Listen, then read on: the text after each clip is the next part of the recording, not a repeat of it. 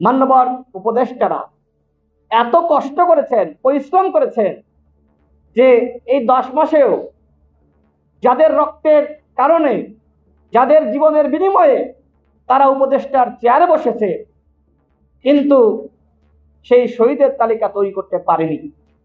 শুধু তালিকা না, সেই শহীদদের পরিবারকে ক্ষতিপূরণ দেওয়া এবং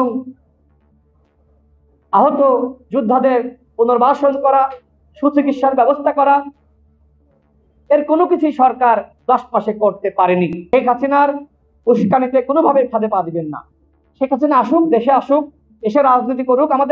আমরা তো বলছি না রাজনীতি করতে পারবে না শেখ হাসিনা, আসুক, আগে বিচার হোক, তারপরে শেখ হাসিনা রাজনীতি করুক।